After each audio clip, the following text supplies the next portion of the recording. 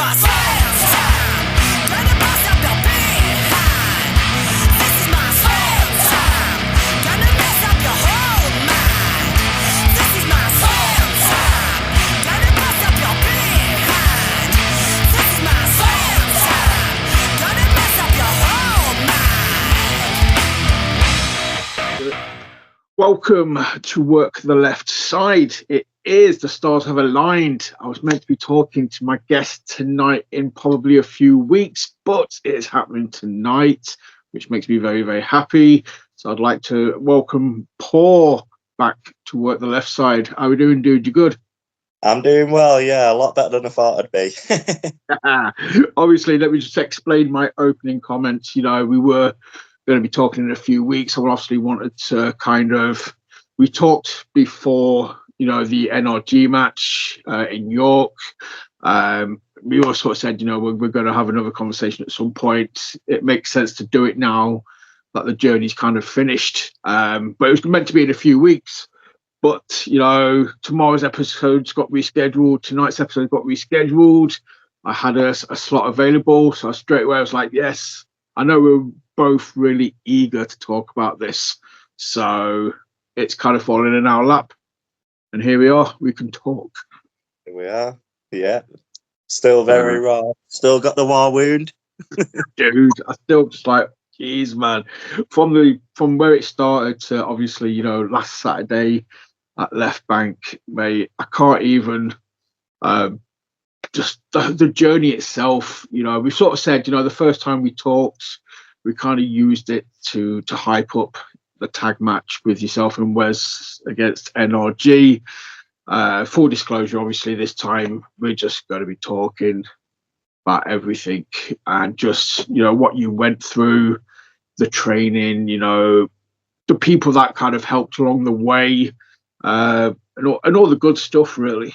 And some of the bad stuff, obviously, you know, given, you know, the eye and the beating and just, you know, having to interact with Nathan Black. Well, we're pulling the curtains back, so yeah, he's not all what he's cracked out to be. No, we like Nathan. We know Nathan's a good guy, really. You just obviously won't ever admit it, or you won't ever see it on camera, shall we say. So if you're lucky enough to see Nathan out of character, yes, he's a lovely human being. He is, really is. Yeah, it's good of him to do what he did with me, you know. And I've had a fantastic time.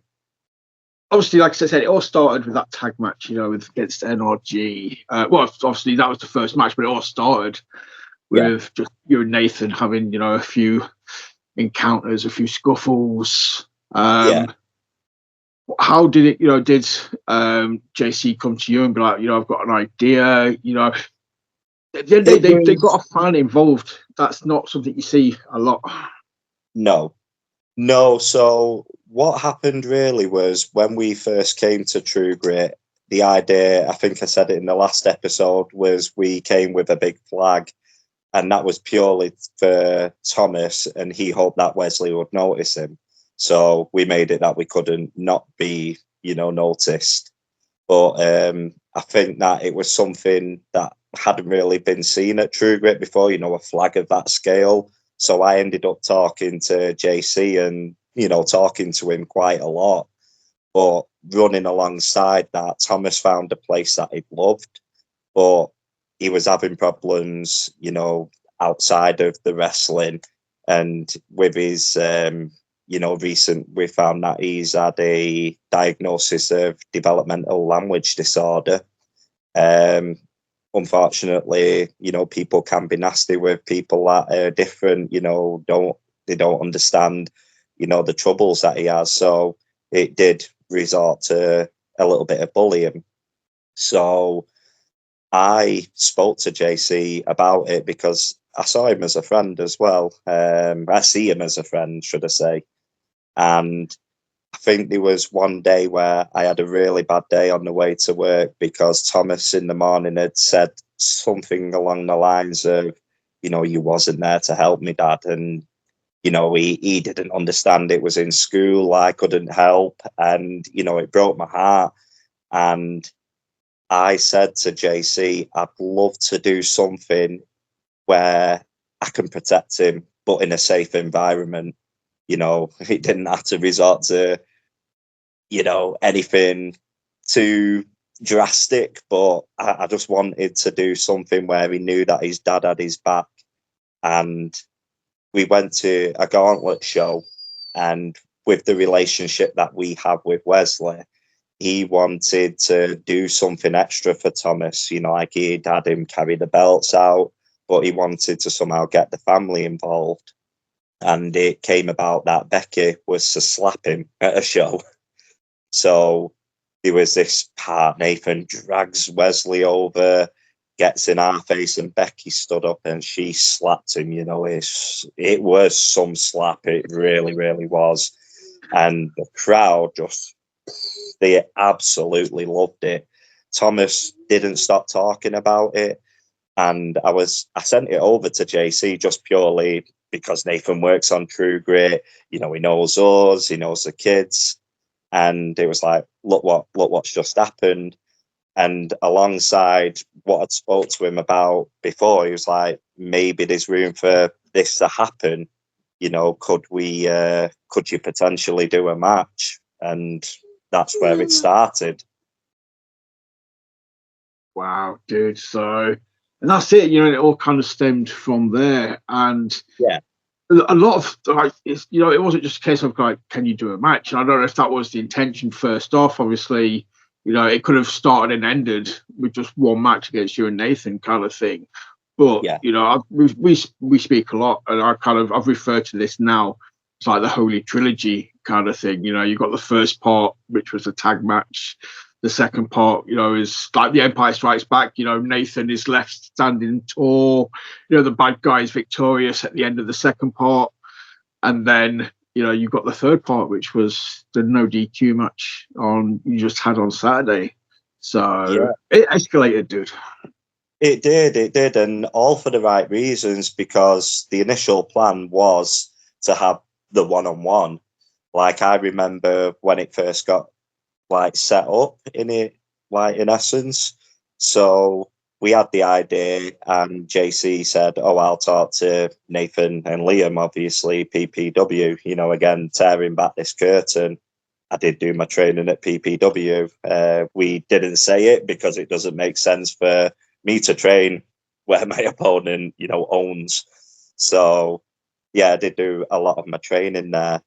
And I think it was set up during a Planet Wrestle show. Like, I went to watch it, and you know, JC was there as well, and I saw him talking to Nathan and Liam, and I knew it was going to be a tag match at first, just to be, you know, safe. The one match was going to be a tag match, just, yeah, I've got someone to share the ring with. I didn't have to do as much myself.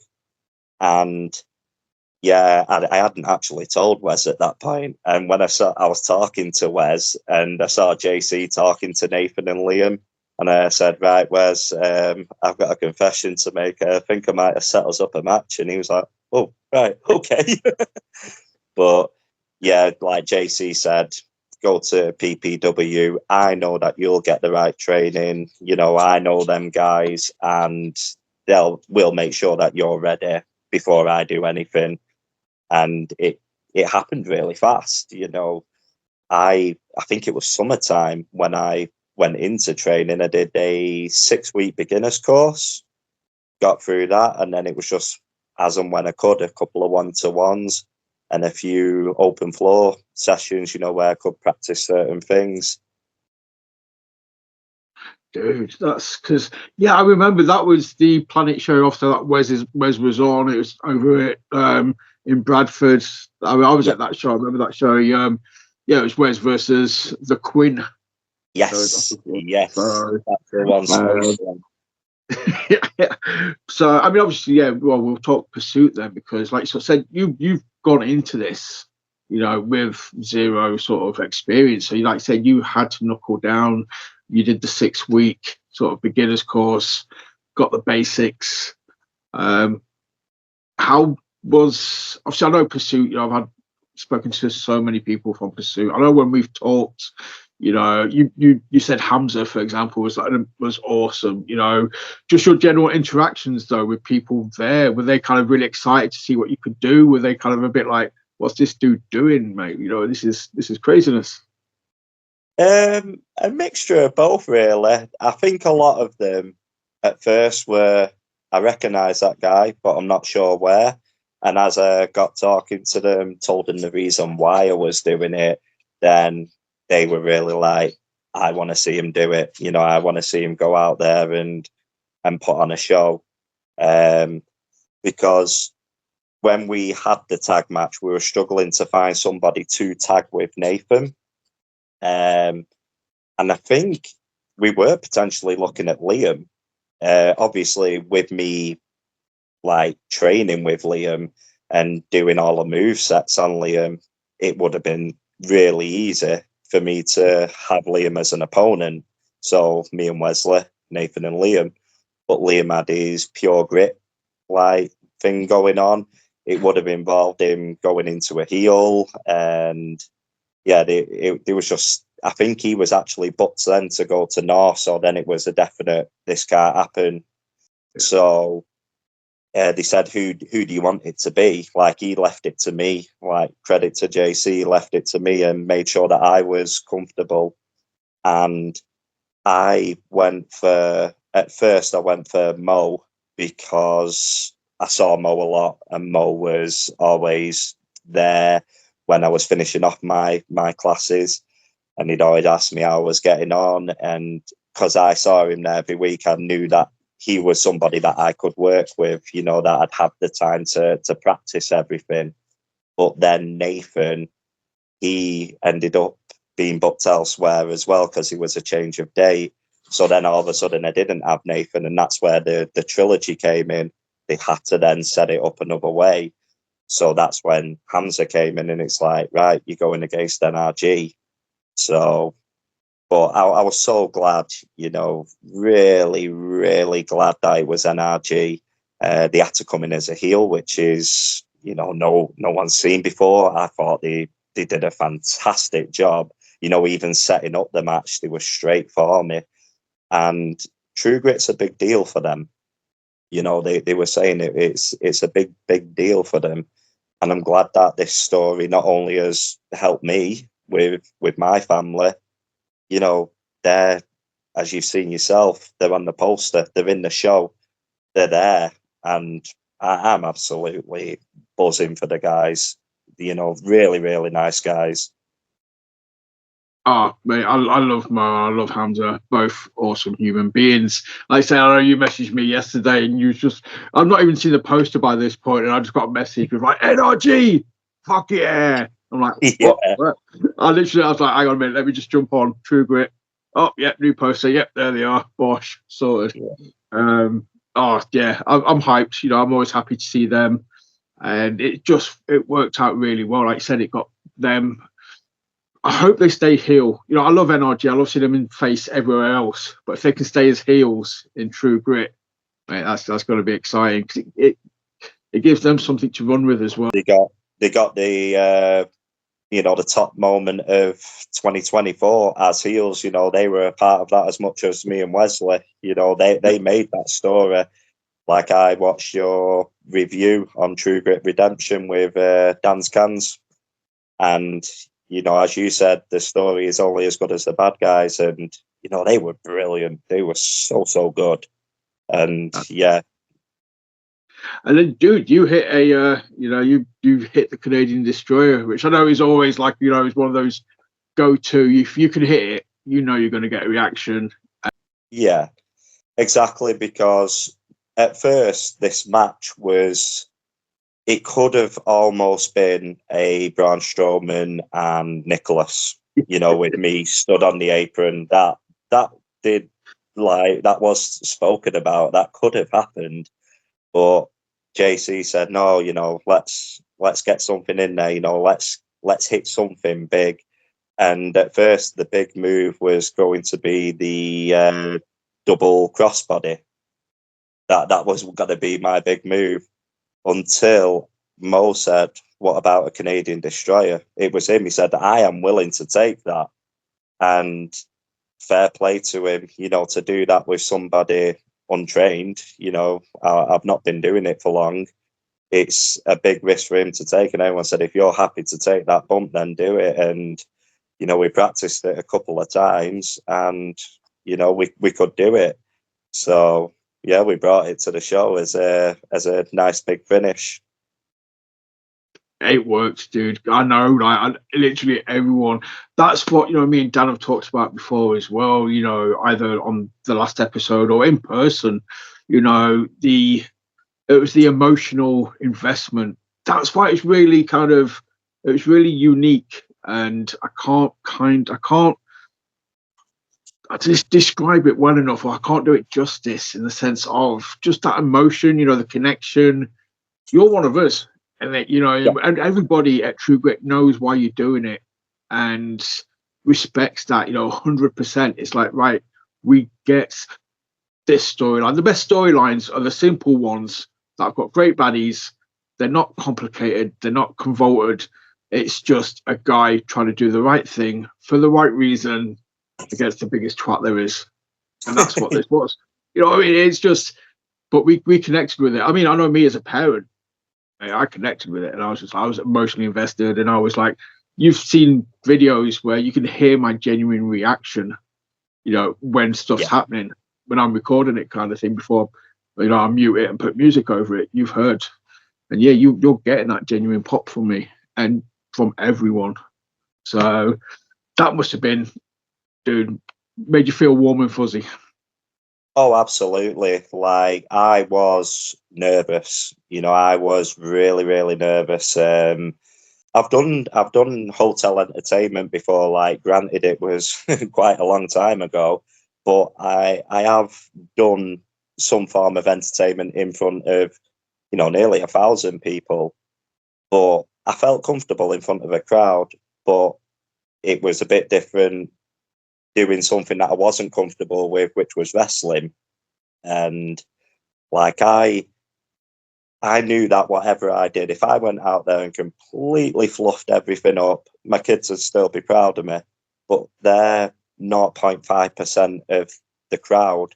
And I had to put on a show. You know, I really, really worked hard. You know, make no mistake about it, I really sacrificed a lot to make sure that that was good, because I wanted it to be. I didn't just want to please my kids, you know.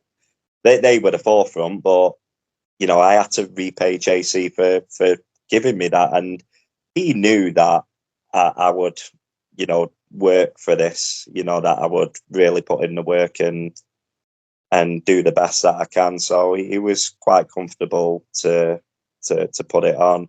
But I was worried then that people may not get the story, you know, people may not care, you know. Yeah. Yeah, so when I went out there, I didn't know what to expect. Did I expect, you know, a big cheer? I've always said with wrestling, you can go out to a big cheer, you can go out to a big boo. You know, it doesn't matter which one it is, but people care. If you walk out to silence, you've got a problem. Yeah, and I'll be honest with you, like, this is the God's honest truth. That's the reason why my kids walked out with me, because I thought, if people don't care about me, they'll care about the kids. So if there's a pop, I don't know who it's for. I think it's for the kids, but if there's a cheer, I'm okay. And the kids just came out and was straight in the moment. And I thought, how can I be scared when they're not? And I just followed suit, and that helped me a lot. That really did help me a lot. That's awesome. I was going to say, you know, there's that old sort of Mick Foley thing where like just doing like cheap pops, and dude, using your kids to get a cheap pop. That is just, but it works, dude. But I think, yeah, anyway, I'd like to say, regardless, even if, you know, they weren't there, you still would have got the reaction. So it doesn't matter. But yeah, obviously, you know, we've had the tag match that was successful. You won, you know, you beat NRG. As a fan, I was kind of sat there. I was obviously hyped for you, but, you know, I was like, this ain't over. You know, I know this is going to continue, because the story is you versus Nathan. You haven't fought Nathan yet. So I was like, right, there's got to be something, you know, after this. Yeah. And then they do the Rumble, and then they announced you in the Rumble. And then I was like, yes, here we go. This is part 2. You know, I'm just waiting for Nathan to be announced, or whichever one got announced first. If Nathan got announced, I was waiting for you to be announced. If it was you, I was then waiting for Nathan. I was like, right, here we go. This is the face-to-face. But it won't be a match. So I was like, ooh, you know, this is going to be the prelude to the match. Yeah. So, a Rumble, dude, mate. I've heard so many nightmares, you know, so many moving parts. And then you, like, said, this is your second time in the ring properly in front of people, and you're in a Rumble. Was it just a case of remembering what you had to do and just kind of avoiding everybody else, or just, mate, I can't even imagine. Yeah. The Rumbles are really, really hard. Well, for me, you know, it may not be because these guys do, you know, like January, that's all they do, Rumbles, and February. But it was very much a case that they catered a lot for mine and Nathan's moment. So you'll probably notice that as soon as my music played, everybody moved and left the ring open. So there was no chance of collision. Everybody moved out the way. But the funny story with that Rumble was I'd never thrown a drop kick. I had never done a drop kick going into that Rumble. It was my own fault in a way, because the spot was always going to be the Maven spot. And for some reason, I didn't communicate that with Liam, who was training me. And I really don't know why. But I turned up and they were like, right, Maven spot. And I said, oh, an actual drop kick, yeah? And they were like, yeah. I said, I've never done one. Like, really? No. So then Nathan's like, right, get in the ring now, do a drop kick. And I did a drop kick and he hit his knees. I'm not going to lie, at the back of his knees. And he just turned around and his face was like, right, we may have a problem here. He's like, right, come on, do it again. And I got a little bit higher, but I drop kicked his backside. And then he said, don't worry, you'll do it because the doors are about to open. So I went into like the backstage when we're all getting changed, and I'm saying, I don't feel comfortable with this. I really, really don't. I think something that really put me off doing the drop kick was Rey Mysterio. I can't remember the name. El Perro, I think his name was. And it was the whiplash broke his neck and killed him. And I did say that. I said, I'm not trained. I've not done this before, and I'm a bit scared of doing it. But it was funny. Priscilla was just like, "All right, it's only Nathan. Just do it anyway." But I had some great people backstage. Yeah, that was saying you'll be fine. You'll be fine. You know, the adrenaline in the moment. You'll just do it. Anderson Daniels, one of them. James Boggs as well. And they had some really good people. Joey Slade, you know, I feel bad giving him the shout out after he's the reason why my kid's favourite wrestler's gone. But we did it in groups of 10. So 10 people would go to the gorilla rather than having 30 people all waiting to go into the ring. They did it in groups of 10. Now, Joey was in the last 10. I was in the middle 10. I was number 14. But Joey walked over with me because he could see that I was nervous and I was almost physically vomiting outside, you know, with the nerves of only doing 5 minutes. And he was great, really calmed me down. And yeah, went out there and the rest is history, really. Dude, that's the thing as well, though. You know, it's just for the record, mate. It was you hit him perfectly, upper back, sweet drop kick. You know, I'm sat here again. I'm trying to think of, you know, as a fan. I'm just the thing is, like, we look at a drop kick and we just think, you know, easy. You know, we just take them for granted. But you're physically jumping up, you're extending your body, you tense, you know, you with your core, pushing out. And then I'm like, when you're in the air, it's like, how the fuck do I land? Do I land on my shoulder? Do I kind of rotate? Do I land on my chest? Do I land on my face? You know, that's the kind of shit. As adults as well, mate. You know, we're grown-ups. You know, we've not been doing this from a young age. We haven't embraced that fearlessness of just throwing ourselves around. You know, yeah. If I tried to do a drop kick now, I'd be like 100 thoughts. Like, how the freaking hell do I land for a start? Yeah, because that drop kick that I hit on him was only the third time that I've ever done it, and it's not really something that you practice at home either. You don't really, come home and drop kick your wife, for instance. You just don't do it. It's not something every day.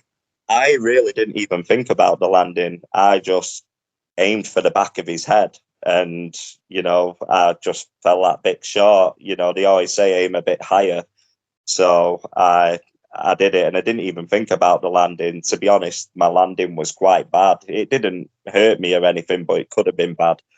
Both my arms were underneath me, but it wasn't the cleanest of landings. But nobody notices. Well, that's it. Everybody's looking at Nathan. Everybody's looking at Nathan going over the top rope by that point. So, but yeah, I just wanted to hype up. Just doing a drop kick. That's a massive thing. That's like, dude. Yeah, just thinking it could have just been, like I said, how do you do it? What do you do? But and for it to be your third one, so it kind of sounds like you gradually kneecaps, arse, top or back. So yes. third time's a charm. Yeah, exactly. Yeah. Nathan said it was okay. So yeah, because that's the other thing as well. You don't really. Well, I didn't really want to kick the guy too hard. He does this week in, week out. I don't think that I could ever hurt him, but you don't want to go to kick someone's head off the shoulders. That's the thing. You don't want to be that guy as well. Kind of like afterwards, be like, mate, really, Yeah. Like, right. You got that coming back to you at some point as well. So yeah, obviously you eliminate Nathan, but then he drags you out, and mate, that is a brutal beatdown. After the elimination, I missed the pillar post, but obviously I heard it, and then kind of looked, and dude, I remember talking to you the next day. You just didn't even block. You literally headbutted that freaking concrete post. Yeah, absolutely. I remember the original plan was going to be Tom McManus was potentially going to result in my elimination. We had to change it quite quick, but it was to spark that reaction from Thomas.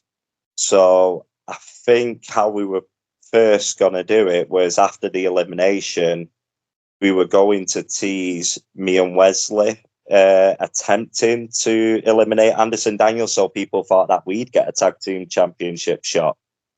So the idea was that I was going to come off the ropes in order to eliminate Anderson with a little help from Wesley, but Tom McManus was going to appear with his cream slip on, and boom.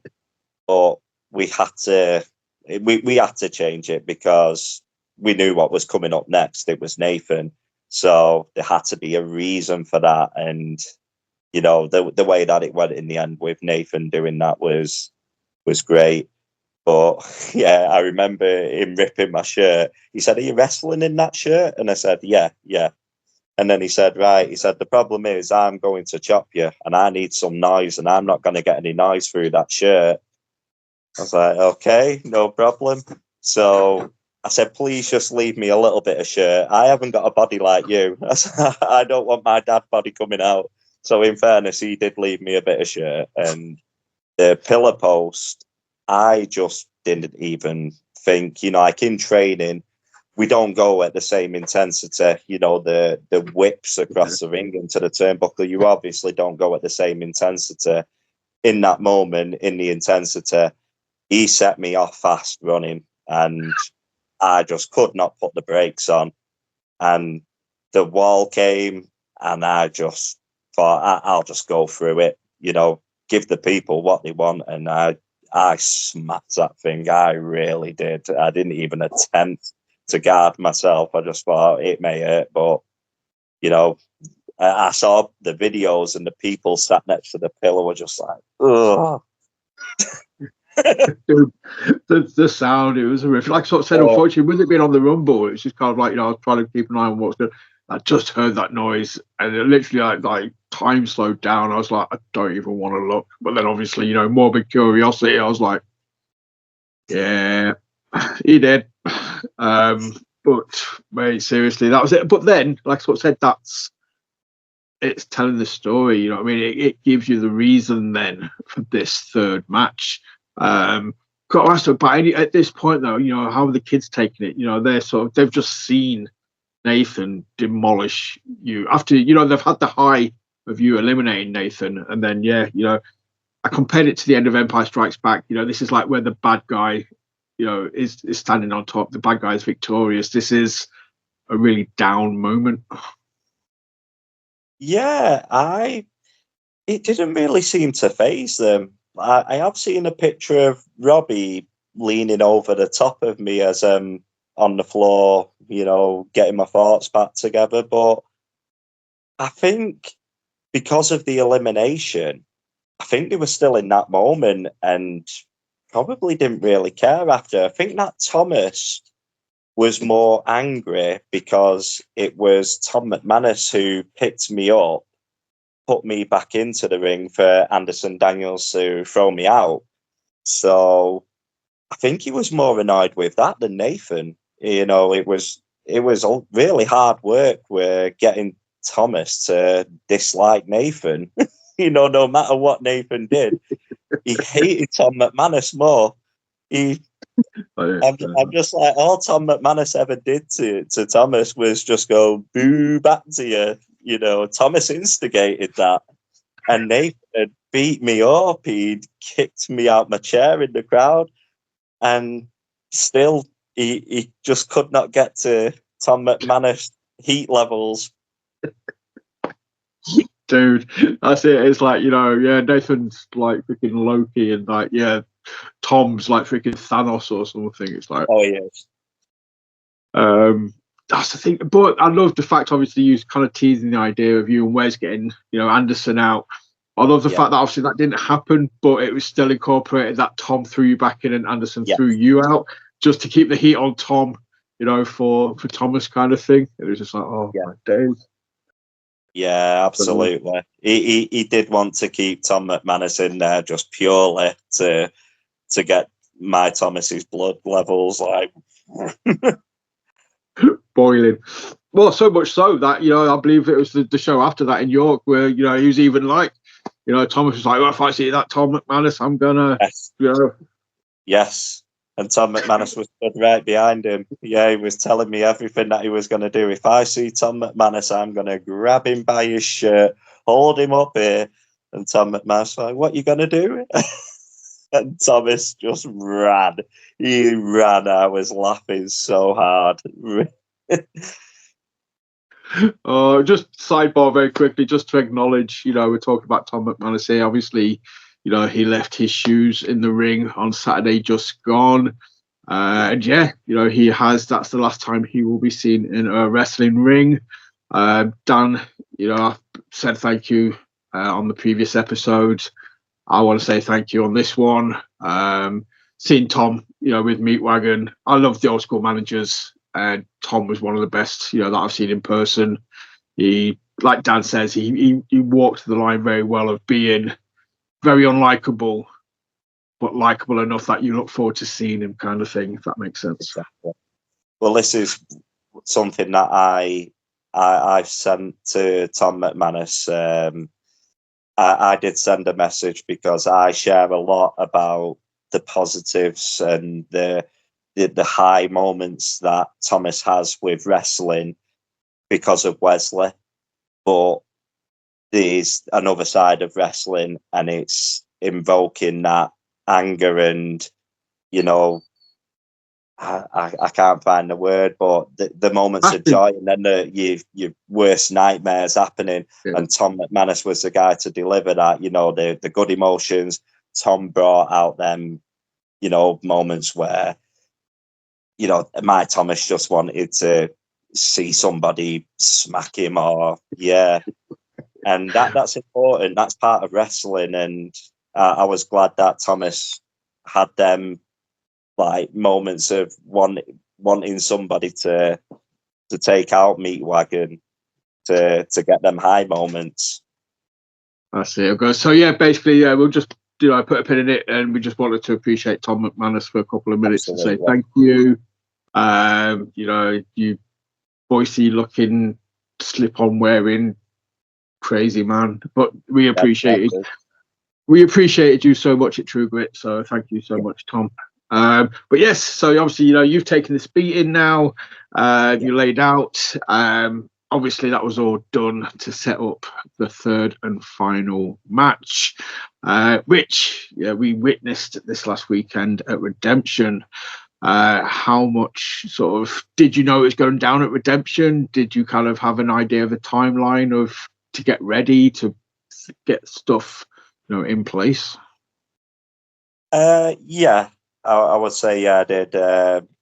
It was made to be at Redemption quite a few months ago, literally after Festive Forearms. I think Festive Forearms had a lot riding on it.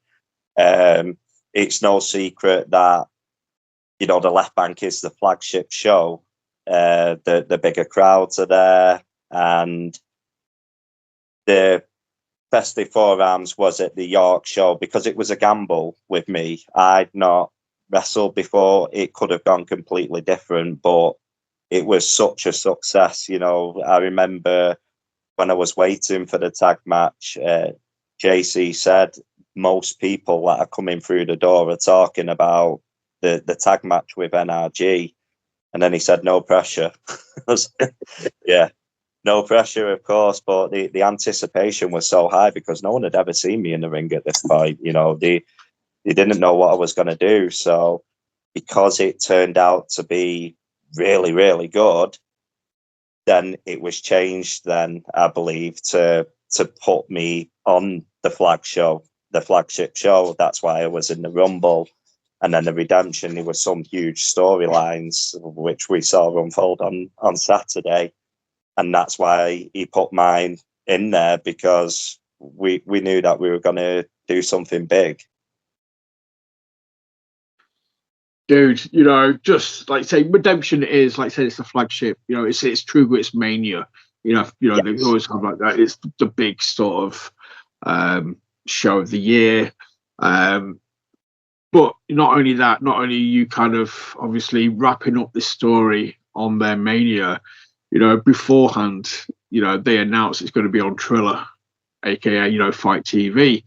But I spoke to you after the show, and I remember I heard you saying to somebody, the whole Fight TV thing obviously played a factor. If you was nervous beforehand, mate, this has turned it up to 11. Yeah, absolutely. Yeah. Obviously, my match was already going to be at Redemption. That was already in place before the Fight TV thing came around. So I couldn't back out of it, and it it really did scare me. It really, really did. But I'd have to do the same thing anyway. It made no difference what it was on, whether it was like in front of 20 people or 20,000 people or whatever. I still wanted that same match. I still wanted a good match for the crowd. I tried to forget that the cameras are there. You very, very rarely see me look at the cameras, even when I was making the entrance. I think dealing with the people in the room was hard enough, but seeing a camera and knowing that I'm going to be on screens as well, I think, I tried to block that out a lot.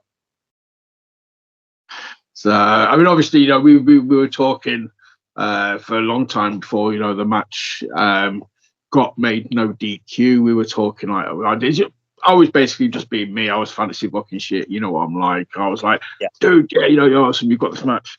It's got to be a street fight. It's got to be no DQ. It's got to be something. I was like, again, I've gone on record and sort of said, for me, that when a non-wrestler is fighting a wrestler, my brain is trained to be like, it's got to be no DQ. It's got to be a street fight. You've got to have that equalizer in like a metal in a chair or a kendo stick or something like that. So and then left it to the last minute, and then they made it a no DQ, and I was like, oh, God for that.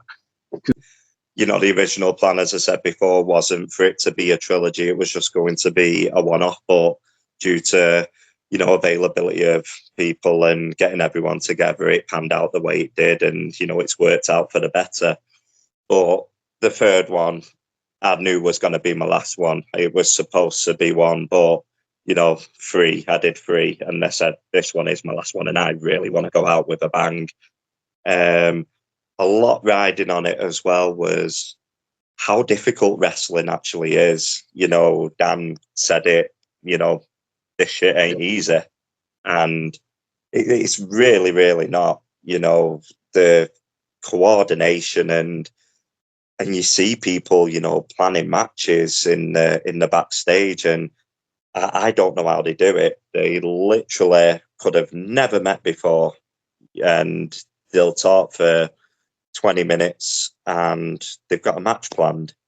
And then you see, like, I always watch Fusick when he was planning his matches.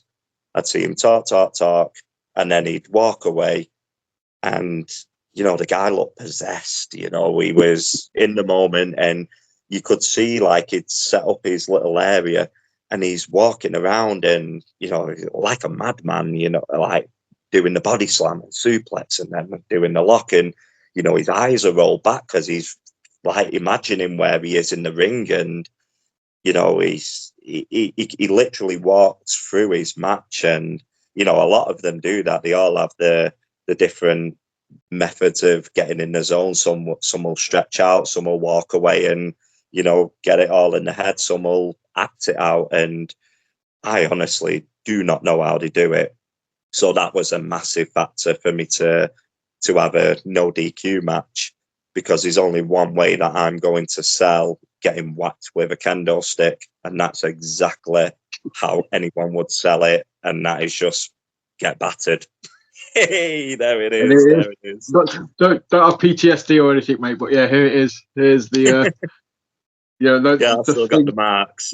the inflictor of pain, which you so kindly gave me after the show. So thank you for that. But the funny thing is, I made that. I actually made that for the event, and I got Thomas. I was curious to see how it felt, and I got Thomas to hit me with it. And I felt it, you know, I must admit I felt it. And then I started having second, you know, thoughts about it. Like, imagine when Nathan swings that thing at me. But I'd already told them that I was going to make a kendo stick. I'm really up for this, and I'm going to bring it. So when I was having these second thoughts, I thought, I can't turn up with this kendo stick now, expecting Nathan to take it. So I'm taking it. And yeah, it was. It weren't as bad as I thought it was going to be. It sounded terrible, but it was. I was okay. It sounded awesome. Great thing. But that was the thing. That's obviously, like you said, but you can't sort of practice selling, taking one of those shots. You just take the shot, and you've got to kind of be like, "Yep, okay."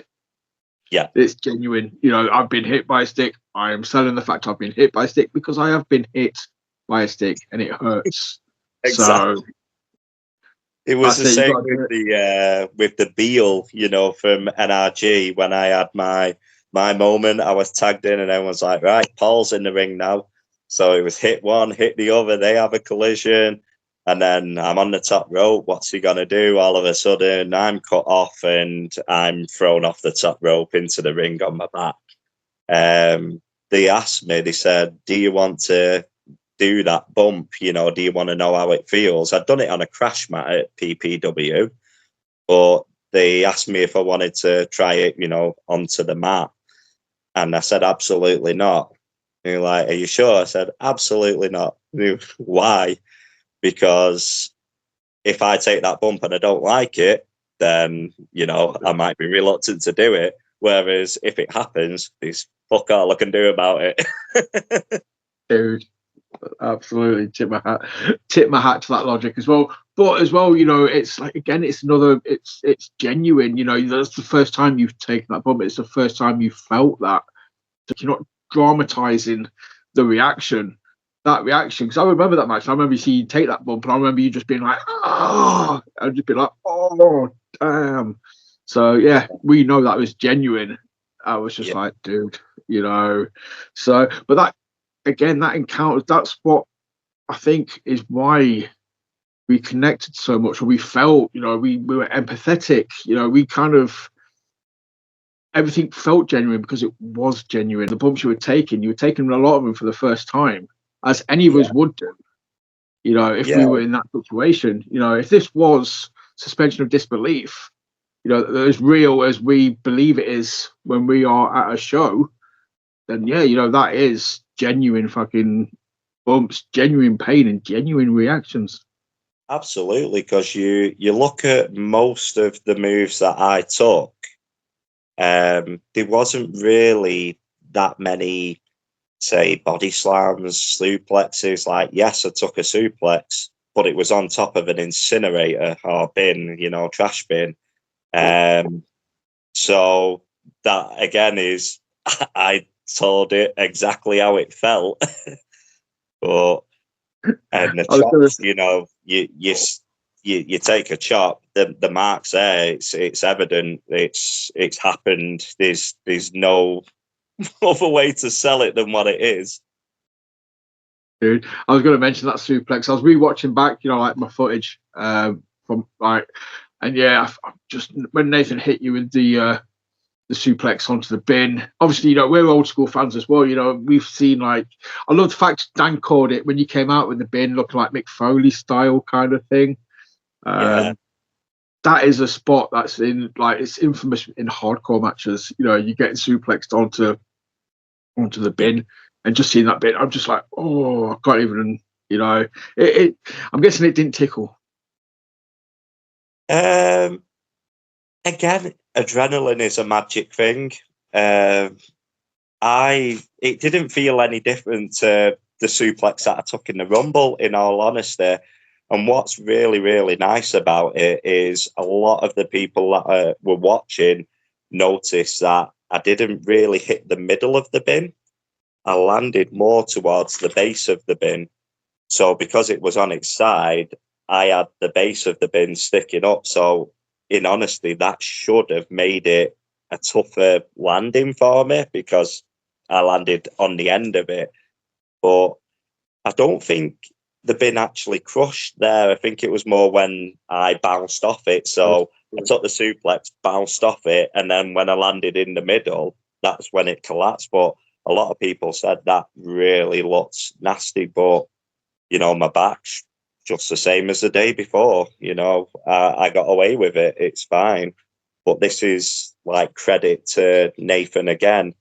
I've had some pictures sent from the event, like they're probably gonna come out in time, like they'll do pictures of one match, pictures of another, but you see when Nathan suplexes me, it's just before I'm landing, and I can see that although he's doing a suplex, he's looking over his shoulder and he's looking at the bin, making sure that I'm safe on my landing. You know, he really, really took care of me in that match.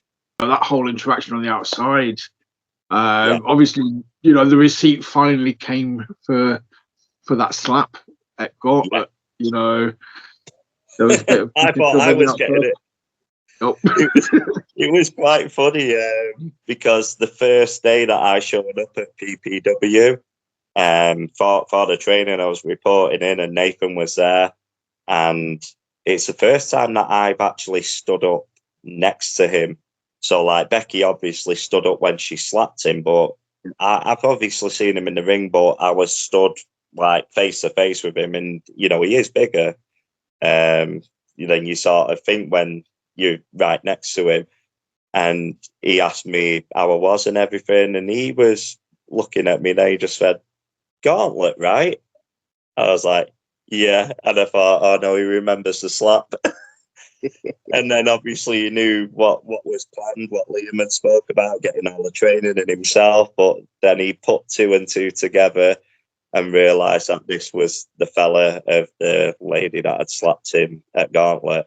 And then I said, "I'm going to get a receipt for that, aren't I?" And he said, "Oh, no, absolutely not." And then as it turned out, she got the receipt. Bless her though. But I mean, that's, again, you know, this is something else that, you know, like to be talked about, you know, beforehand, you know, the whole planning, that, because that made it as well. Because obviously prior to this, it just kind of been you and the kids. Well, 2 out of the 3, you know, kind of.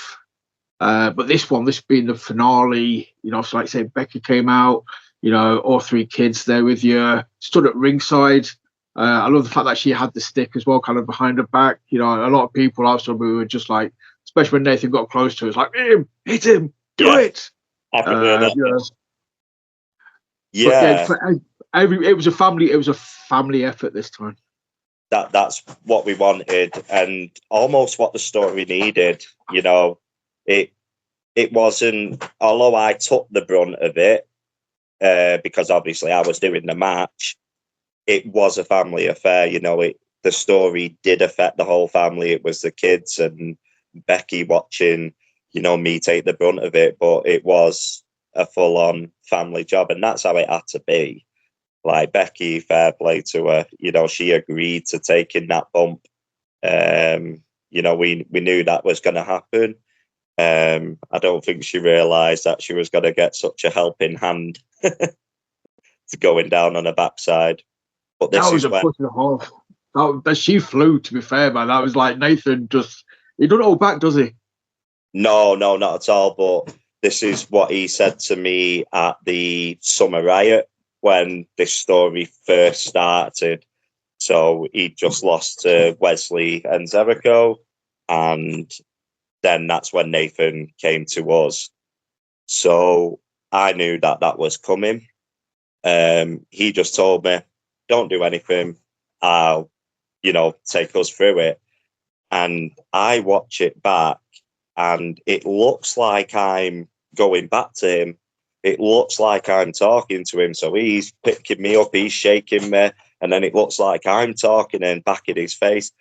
I didn't do a thing because he told me not to do anything. But he literally controlled me like a ventriloquist doll. You know, like, my mouth is only moving because he's shaking me so hard, and he's literally shaking me back on top of him. And he made that all by himself. But the great thing about that was this is something that hadn't been seen before, you know, something get to that level with a fan without it being real. And there was a lot of people that questioned if that was, you know, something that should have happened or shouldn't have happened. This, like, confrontation between me and Nathan. But like Nathan said to me, you know, you did so well with that. You know, people were saying, was it real? And I said, well, you know, it was real because you made it real. That reaction out of me was just literally how it came about. You know, I shit myself. I'll be honest. You know, this guy shaking me, I absolutely shit myself. But, you know, if he thought it was acting, fair play. Yes, I'll take the plaudits. Give me the Oscar. Yeah. Yes.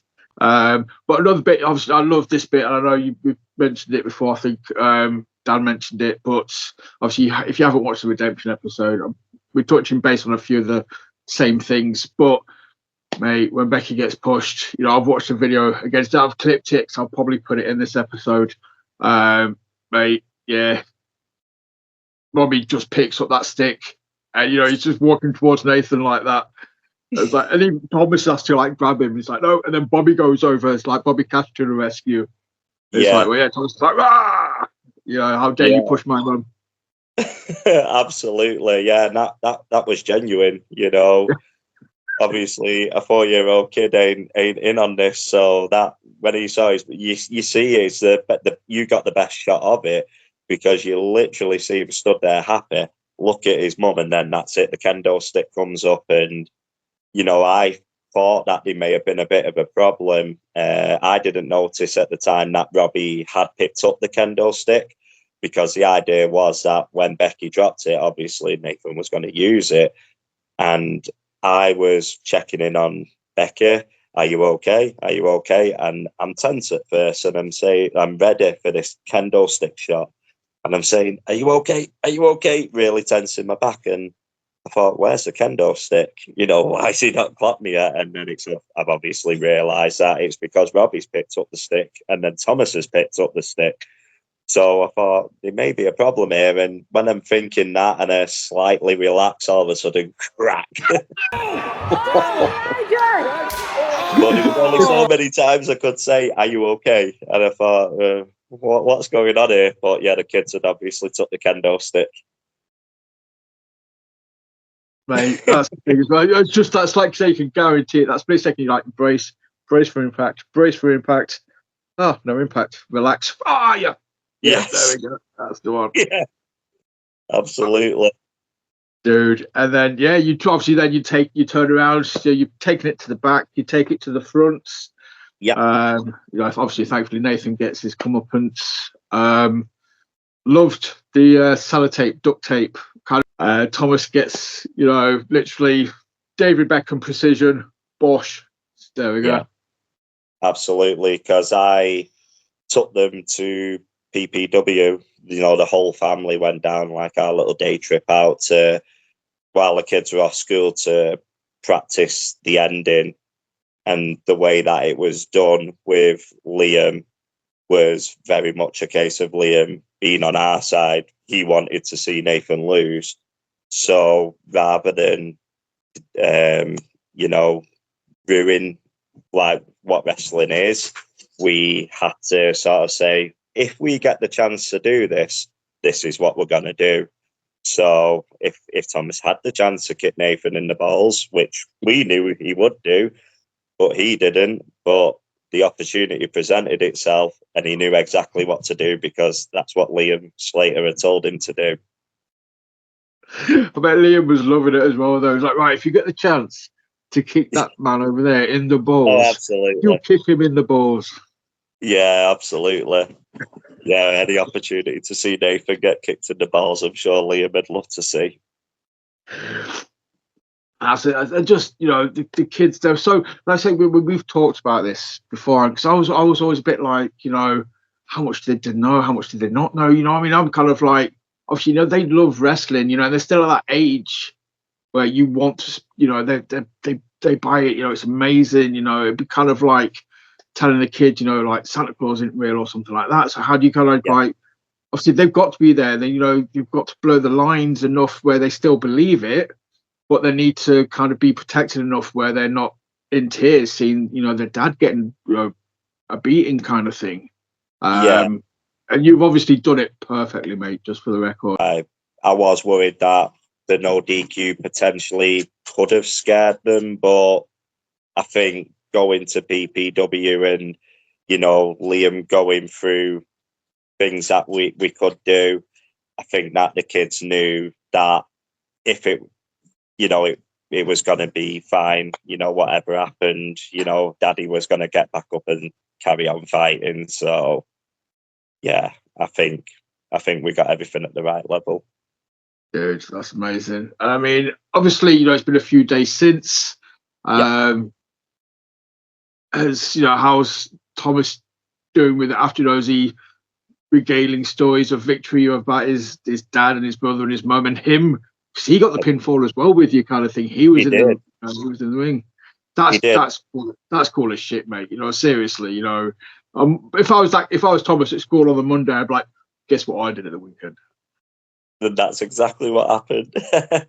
Yeah, the ending, like, this is where I personally think that Becky had one of the hardest parts because, you know, to jump up and get that tape on, you know, she had to do it fast. She had to make it believable. You know, the tape can easily go wrong. Like, even Liam and Nathan, everyone said that a lot of tape spots do go wrong. And then she had to obviously get the right amount that he could break free from it. So, you know, she had a lot of pressure to do it in the timing as well. And then obviously she was orchestrating the boys getting into the ring as well. Like, there was a contingency plan in case that did go wrong. But if it went wrong, I think Nathan was just to get her, bring her into the ring, take her to the corner, have her backing into a corner, same finish. But, you know, unfortunately, then we wouldn't have got the pleasure of seeing the boys, you know, get their sort of redemption. So, you know, Becky did fantastic. You know, she took a bump. She was really, really good. And then Thomas back in school on Monday, armed with pictures, armed with videos. Obviously, I didn't show him the full match. You You know, you don't want the kids at school starting whacking each other over the head with the dinner trays. But we've shown them the finish, so I think that Nathan must have had about 230 kids laughing at a video of him getting kicked in the balls. Yes. Yes. That's the kind of shit that I love. But, you know, as you sort of said, you know, the whole reason for doing this, you know, was to set that example. You know, you said it, you know, from the get-go. You know, you wanted to show your kids that you had their back, you was there for them, you know, you could protect them in a controlled environment. And so they got that feeling of just, yeah, you know, my dad's awesome. You know, Dan said it, you know, in a few years, those kids are going to look back on this and be like, my dad was fucking amazing, you know, nothing but love kind of thing, you know, absolutely smashed it. And you've accomplished what you wanted to do. You know, the reason you did this was a big box to tick. And mate, yeah, you've ticked it. The reason that like I said before, that I wanted to do it was in a controlled environment to show the kids that I've got their back, and you know that I can defend them, you know, but I wanted to do it in a safe environment as wrestling. But I think that the reason that I went into it wasn't the result that I got, and the result that I got was actually better, because it didn't turn out that, you know, the kids needed me to help. I needed them. And when we got that pinfall, Thomas was on the back, as you said, he was on the back, he got the pin. And like, I was hoping for a moment like Wing Commander Nash and his daughter, you know, at the end, like a big embrace. And I was on the floor, like hard battle, like a war, really went through a war. And I thought, this will be lovely. The kids are going to come over, help the daddy up, and then we'll cheer. The kids were on the turnbuckles like they'd won it, which in fairness they did. You know, Thomas was hulking up, and, you know, like, he's got a sense of confidence that he don't need me to back him up now. You know, he's got his own back. He kicked Nathan in the balls. You know, he pinned Nathan. You know, it's a victory for him. So I think that's better than what I strived out to do. The fact that he's got his confidence. You know, we've talked numerous times about the positive impact, you know, it's had, especially on Thomas. You know, like sort of said, when he's getting awards at schools now, his improvement, you know, his whole manner is improving, his confidence has improved tenfold as a result. Yeah, exactly. Like, he's always struggled at school. Obviously, there's a disorder that, you know, stops him from understanding and communicating. You know, it's an absolute shame. He's a diamond of a kid. You know, a really great kid with a great soul. You know, I'm so proud of him. But I have found that he'll always try, but, you know, it has to be of interest to him, and it's finding them keys. And we had a report card recently, and he's just got straight A's for effort. Like, obviously he'll have work to do, but, you know, the effort's there. He's really, really working hard now. And it's quite ironic, really, because his teacher was a friend of Troy Ryan from Meatwagon. And that's another story again of when Thomas was running his mouth to his teacher about how much he hates Meatwagon and Tom McManus. And his teacher said, "Oh, I used to work with a lad. I'm sure he's Troy Ryan. Is he in a tag team called Meatwagon?" And Thomas like, "Yeah." Oh, 6 degrees of Kevin Bacon all over the place. It's just like, exactly. Oh, mate, but again, it's stuff like that, you know, it's that knock-on effect, and it's just, it makes you smile. It's a story to be told. It just makes you feel, again, it just makes me feel warm and fuzzy, mate. I love where, especially, you know what I'm like, you know, when it comes to like with kids and stuff, anything positive like that, and to know that wrestling, especially True Grit, because I know that JC will get a buzz out of it as well. You know, the fact that True Grit has had this positive impact. And then, you know, as a domino effect, you've gotten involved. You've now worked, matches in True Grit, and it's just escalating, and the positivity is just radiating. Yeah, and there's stories that aren't even just for my kids. The community that True Grit has, it's something really, really special. That and this is kudos to people that are there, but not necessarily at the forefront. But there is like a Patreon page, there's a Discord page, and we have like bits of like chats in there, and we have a prediction league there, which is all run by Dan, and he'll set up a prediction league. We all have a bit of fun who's going to win which match, and like we'll have a winner at the end of it. But there's somebody on that group, like I'm not going to mention names, they may not wish for me to say a name, but they suffer from anxiety. They were quite happy communicating in the group, having chats with us, taking part in everything. But at the shows, they were quite reserved. They enjoyed the action, but didn't necessarily go around and mingle like the rest of us. And a few times they said, "Oh, I would have come down and spoke to you, but anxiety got the better of me." And this is where like Stewart from the merch desk and Dan were so understanding, but again so welcoming. They said, "Whenever you're ready, just have a chat with us, and we're there. You don't have to come down, but when you do, we're there." And like, I know now that this person has come down and talking, and I believe that they've been out on pre-drinks to the show. So, that's again embracing somebody, taking somebody in, and you're one of us now. You're in the family with us, and that's exactly what happened with Thomas. And that's the opportunity that people that have never come to a live show before have a chance to do. And like, I really, when you were saying about the Fight TV deal, like the importance of going to a live show is that community. You don't get that through watching it on Fight TV at home. You don't get that sense of family, because that's what True Grit is. It really is a family, and you never know how much things like this can change somebody's life.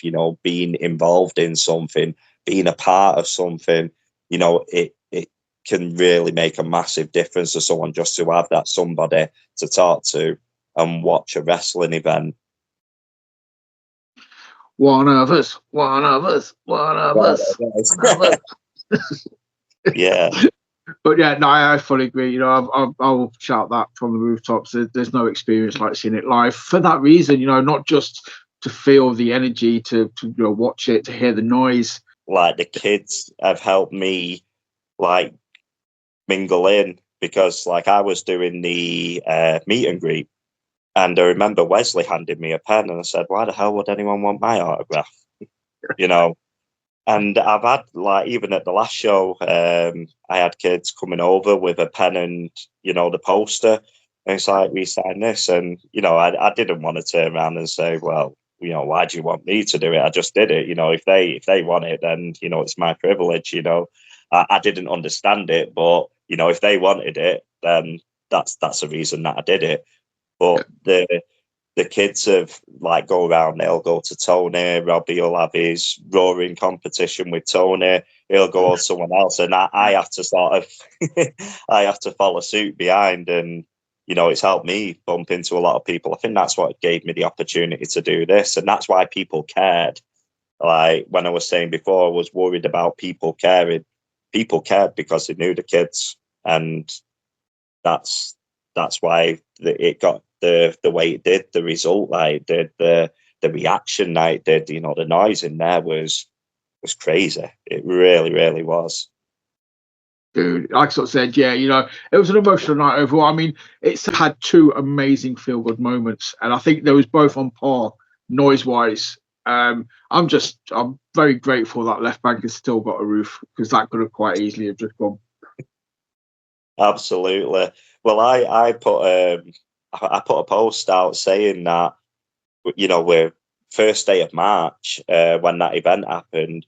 And I believe that from the Rumble to Gold Rush and Redemption, 3 pay-per-views, 3 events, so to speak, there is already 10 moments from them 3 events that could go on par, if not exceed, the 2024 top 10 moments, and that's over the whole year. I think that the 10 moments from 2025, and we're only in March, that certainly put up a good fight against it.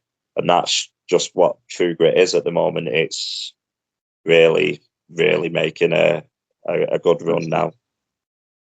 It's you know, I can't big it up enough. I've said it again numerous times. People are going to get fed up of me repeating myself, but I'm very, very proud to be associated with them. I'm very proud to see the Work the Left Side logo on a poster. It just blows my mind. I'm just like, this is incredible. But just clocking the time, dude. I kind of feel like I'm cutting it short, but we've been talking for like 80 odd minutes. I still feel like we haven't really, talked about everything. So, but we do need to put a pin in it. I'd be quite happy to do this again at some point. Absolutely. We could always tease, maybe the 26th Rumble. Ooh, who knows? But dude, I just want to say thank you. I need to put my foot down and stop myself from talking again and again.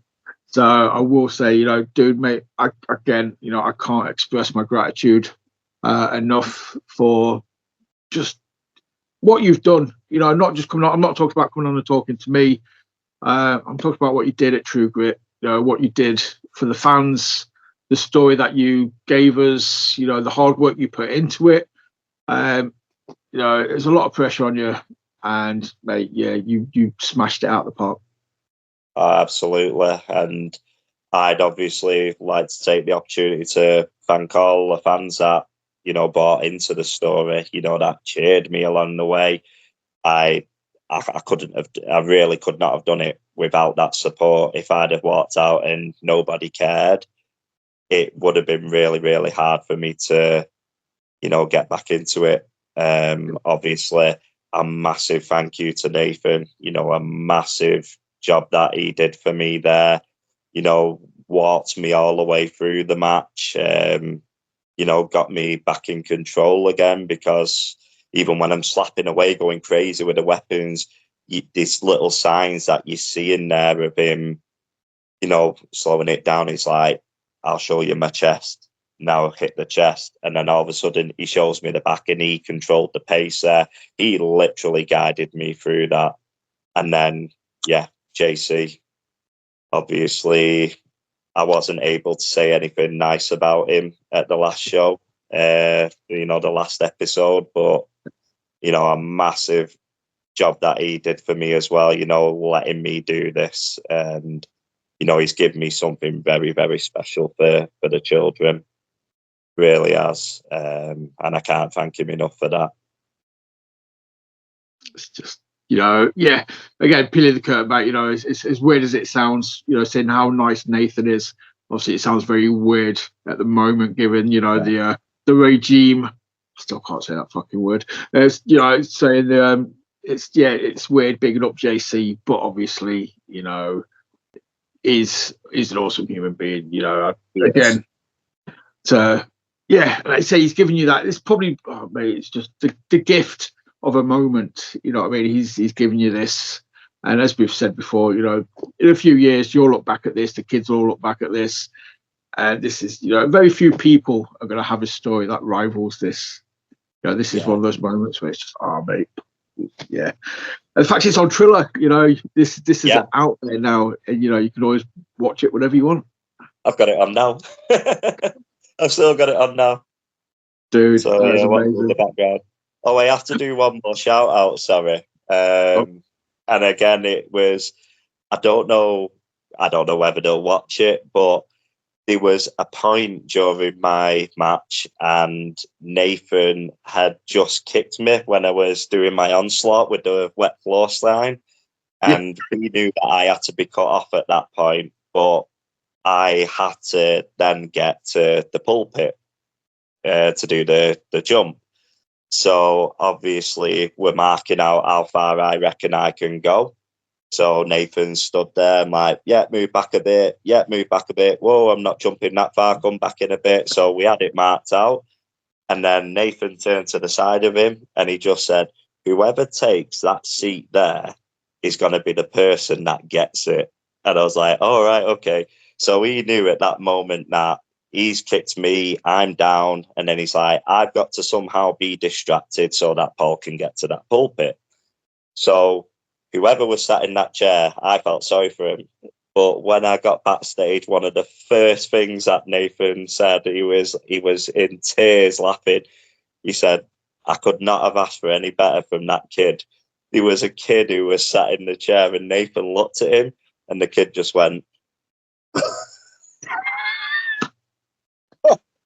And Nathan's face was just, and you can kind of see it now that he's very, very close to breaking character. And he's just almost laughing. And then he's at this kid then shouting.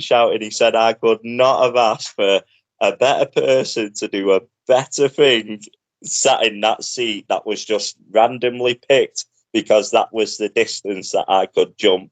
You know, could I not have jumped like as far as that? It would have been someone completely different. But that kid, it was almost like we'd planned it. You know, we did not know who was going to take that seat. And that kid just... I've got to shout him out, and I'm sure if Nathan did it and he weren't being Nathan, he'd do exactly the same. Yes, we salute whoever that kid is. We salute you. Absolutely. Dude, do you want to shout out the socials? If you know whether it be the creative stuff or the painting stuff or just your own stuff. I've got that many. I don't even think I could name them all. I think what I'll probably do is have to tap them in. I think I've got Paul Stewart Art where I do a lot of paintings. I've actually got one up behind me. Kurt Angle one signed. Nice. Sorry. I don't know. There he is. To Paul, excellent work. But yeah, I do paintings on the side. You'll have noticed some of the prints that I'm doing as well. You know, like I've done some paintings and, you know, some prints on there. But yeah, that's one of my pages, you know. But yeah, and then Paul Taz Stewart. I don't know why it's Taz, but yeah, that's just how it's been for years. I should have come out with like a towel over your head or something. I know, yeah. That's what I should have done when I came into the match. Yeah. Taz with one Z, not two. But... yeah. Well, it is with one Z. Yeah. No, that's right. That's the best. That's the best Taz. That's what I've got. Taz. Yeah. Obviously, we'll tag you in anyway. You know, when we get this uploaded, after we'll sort you out on Instagram. You know, I'll tag you in on Twitter.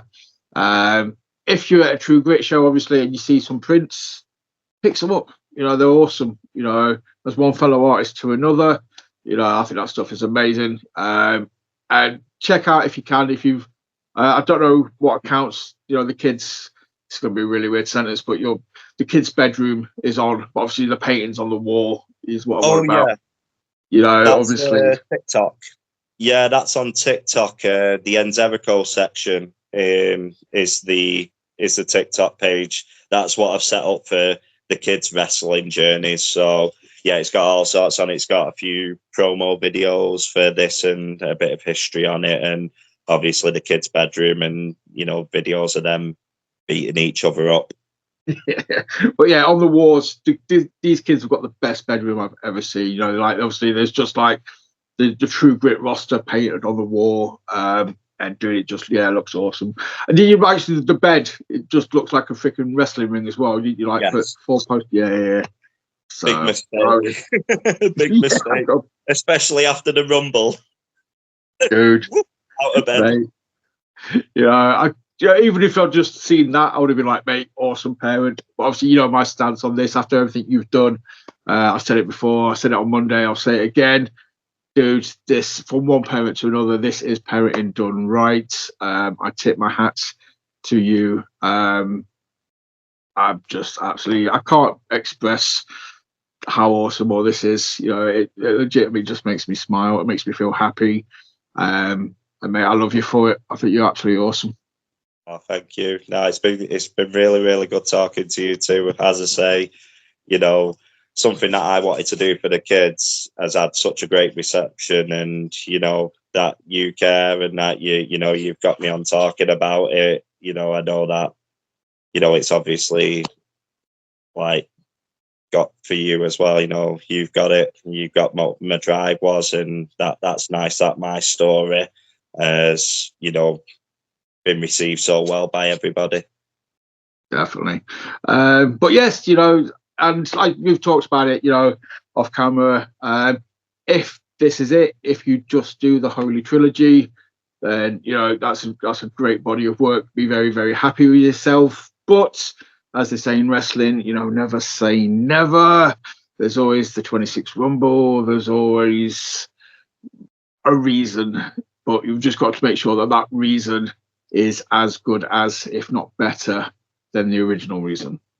Yeah, that's gotta take some doing. If it was to ever happen, you know, would it work the same again? In my personal opinion, I don't think that there's anyone that could have carried that story as well as Nathan. And you know, that's not of any disrespect to any of the others. They've all got their heel style, their character like style. But for that particular story, it was only ever going to be Nathan for doing It's it. got to be. It's got to Yeah. be.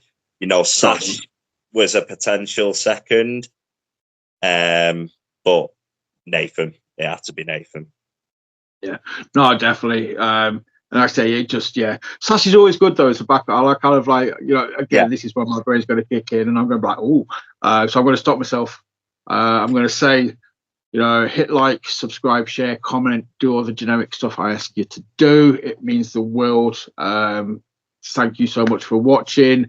As sort of said, I was meant to be talking to Big Bopper tonight, but that's been rescheduled to tomorrow. So that'll probably be uploaded a couple of days after this episode.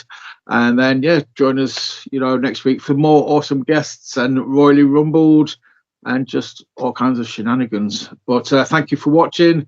Paul, thank you so much for coming on and talking. Thank you. And Thank you. yeah, remember, always work the left side. Goodbye.